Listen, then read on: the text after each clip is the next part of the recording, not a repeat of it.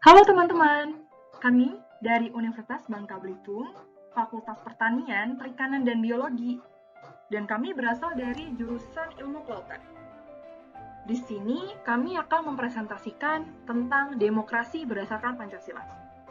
Sebelum itu, izinkan kami untuk memperkenalkan diri ya. Kami dari kelompok 1, yang terdiri dari Lucky, Rapinda, Sasi, dan Teresia. Baik, jadi di sini kita akan membahas tentang apa sih demokrasi itu? Baik, di sini kami akan menjelaskan tentang pengertian demokrasi menurut para ahli. Yang pertama ada Joseph A. Schemer. Beliau mengatakan bahwa demokrasi adalah suatu rencana institusi untuk mencapai keputusan politik, di mana individu bisa mendapatkan kekuasaan untuk memutuskan dan memperjuangkan suara rakyat. Yang kemudian, kedua ada Sidney Hook. Beliau mengatakan bahwa demokrasi itu merupakan bentuk pemerintahan, di mana keputusan pemerintahan secara langsung tidak langsung, atas dasar kesepakatan mayoritas yang diberikan secara bebas dari rakyat. Kemudian yang ketiga ada Philip C. Smither dan Terry Lincoln. Mereka mengatakan bahwa demokrasi adalah sistem pemerintahan, di mana pemerintahan diminta untuk bertanggung jawab atas tindakan mereka di wilayah publik oleh warga negara, di mana dalam hal ini warga bertindak secara tidak langsung melalui kerjasama dengan para wakil yang terpilih. Kemudian ada menurut Henry B. Mayo. Beliau mengatakan bahwa demokrasi adalah sistem politik yang menunjukkan kebijakan umum atas dasar wakil yang diawasi oleh rakyatnya melalui pemilihan secara berkala atas dasar kebebasan.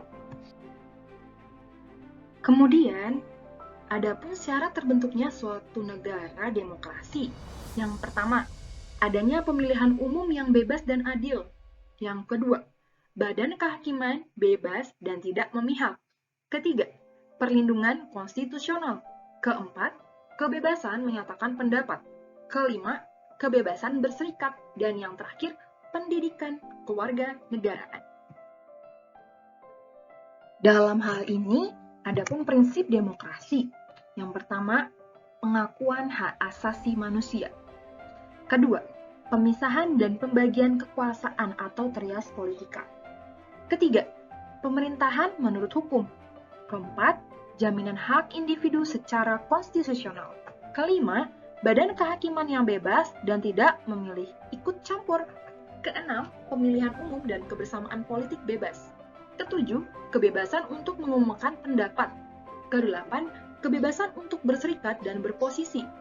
Dan yang terakhir, mendapat pendidikan politik dan kewarganegaraan. Dalam hal ini, adapun jenis demokrasi di Indonesia ada 3. Yang pertama, ada demokrasi liberal atau parlemen. Yang kedua, ada demokrasi Pancasila. Yang ketiga, ada demokrasi terpimpin. Di Indonesia, adapun prinsip demokrasi Pancasila. Yang pertama, keseimbangan antara hak dan kewajiban. Yang kedua, melaksanakan kebebasan bertanggung jawab secara moral pada Tuhan Yang Maha Esa. Yang ketiga, mewujudkan keadilan sosial. Keempat, pengambilan keputusan berdasarkan musyawarah dan mufakat. Kelima, mengutamakan persatuan nasional dan kekeluargaan. Keenam, persamaan untuk seluruh masyarakat Indonesia. Adapun 3 karakter utama demokrasi. Yang pertama, kerakyatan. Yang kedua, permusyawaratan. Dan yang ketiga, hikmat kebijaksanaan. Dalam berdemokrasi, setiap negara memiliki perbedaan. Namun, demokrasi bisa berdiri di setiap negara tergantung latar belakang sejarah, sosial ekonomi, budaya, dan ideologi. Contohnya saja Amerika Serikat, di mana mereka menganut ekonomi liberal, sedangkan Indonesia menganut demokrasi Pancasila. Walaupun dengan adanya perbedaan seperti itu, negara-negara ini bisa memiliki demokrasi.